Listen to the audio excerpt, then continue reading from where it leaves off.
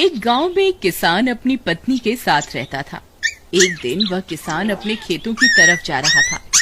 तभी उसे एक गड्ढे में से आवाज आती है।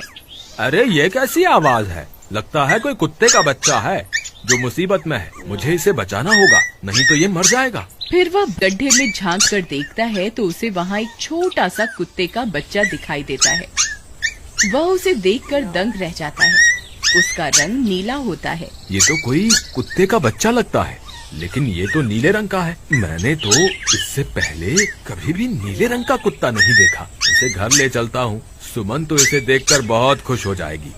फिर वह किसान उस बच्चे को निकालता है और अपने साथ लेकर घर की ओर चल देता है। अरे सुमन, जल्दी बाहर आओ, देखो मैं तुम्हारे लिए क्या लाया हूँ। तभी उसकी पत्नी बाहर आती है और कुत्ते के बच्चे को किसान के हाथ में देखकर चौंक जाती है। हाय, कितना प्यारा है, ये तो नीले रंग का है। अजी, ये आपको कहाँ से मिला? क्या मैं इसे अपने साथ रख सकती हूँ? मुझे बचपन से एक कुत्ते के बच्चे को पालने का बहुत शौक था। हाँ हाँ, क्यों नहीं, मैं इसे तुम्हारे लिए ही तो लाया हूँ। लेकिन ये आपको मिला कहाँ से? मैं खेत की तरफ जा रहा था, तभी अचानक गड्ढे से इसके रोने की आवाज आई। मैंने झांक कर देखा तो मुझे ये उसमें पड़ा हुआ मिला। ये जरूर भूखा होगा, तुम इसे कुछ खाने को दे दो। इतना बोलकर किसान वहाँ से चला जाता है। फिर सुमन उसकी खूब देखभाल करती है। वह दिन भर उसके साथ खेलता कूदता है। सुमन भी उसे पाकर बहुत खुश थी। वह कुत्ता पूरे गांव में आकर्षण का केंद्र था। वह जब भी गांव में घूमने निकलता, सारे गांव वालों की नजर उसी पर टिक जाती थी, क्योंकि किसी ने भी नीले रंग का कुत्ता पहले अपनी जिंदगी में कभी भी नहीं देखा था। अरे हरिया, देख तो, ये उसी किसान का पिल्ला है। तूने कभी नीले रंग का कुत्ता देखा है क्या?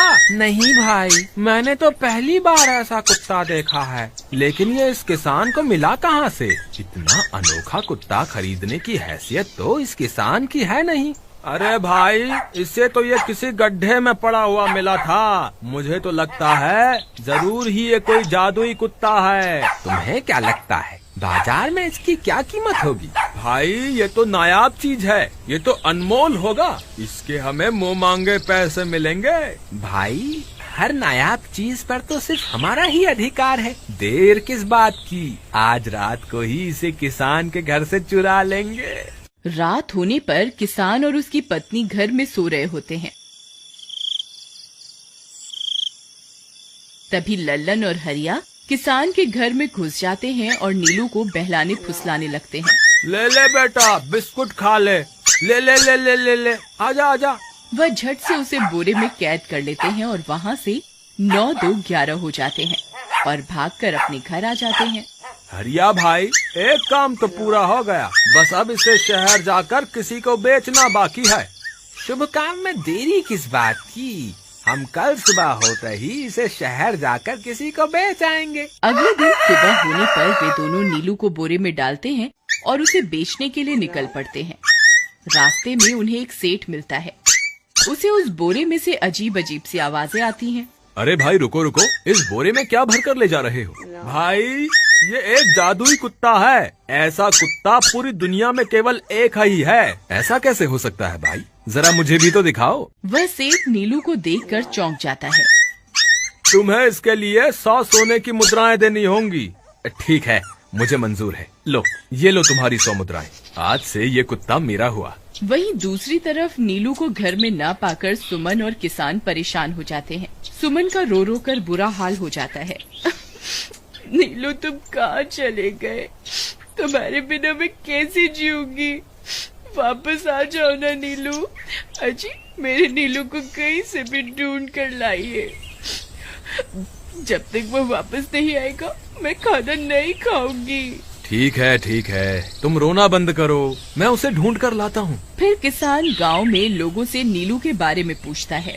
अरे भाई, मैंने तुम्हारे कुत्ते को देखा था। वो लल्लन और हरिया तुम्हारे घर से बोरे में किसी को भरकर ले जा रहे थे। वो अवश्य ही तुम्हारा कुत्ता होगा। फिर किसान भागता हुआ लल्लन के घर जाता है। लल्लन, मुझे पता चल गया है, तुम्ही ने मेरे नीलू को चुराया है। उसे अभी के अभी वापस लौटा दो, नहीं तो मुखिया से कहकर तुम्हें कड़ी से कड़ी सजा दिलवाऊंगा।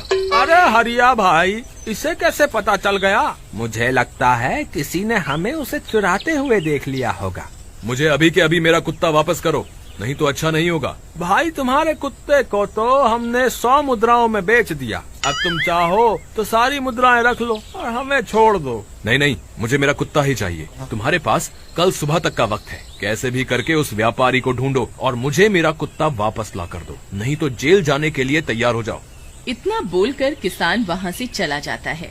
अरे मर गए रे, अब क्या करें, ये तो थानेदार की धमकी देकर गया है। लल्लन भाई, मुझे जेल नहीं जाना, कुछ करो ना। हाय रे, अब क्या होगा। चलो उस सेठ को ढूंढते हैं, उसे उसके सारे पैसे लौटाकर उस कुत्ते को वापस ले लेंगे।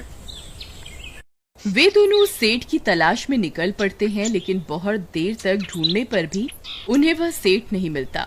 लल्लन भाई, यहाँ तो सेठ का कोई नामो निशान ही नहीं है, न जाने अब तक कहाँ निकल गया होगा। अब क्या करें, हमारे पास कल सुबह तक का ही वक्त है। अरे आर्या, वो देख, ये तो बिल्कुल किसान के कुत्ते जैसा ही लग रहा है। तुम्हारी आंखों में मोतियाबिंद हो गया है क्या बेवकूफ? किसान का कुत्ता नीले रंग का था और ये तो भूरे रंग का है। क्या तुम्हें नीले और भूरे रंग में फर्क दिखाई नहीं देता? अरे तो क्या हुआ, अगर हम इसे नीले रंग से रंग दें तो उसके बाद ये हूबहू नीलू जैसा ही दिखेगा। बात तो तुम सही कहते हो भाई। चलो फिर देर किस बात की, अभी इसे पकड़ते हैं।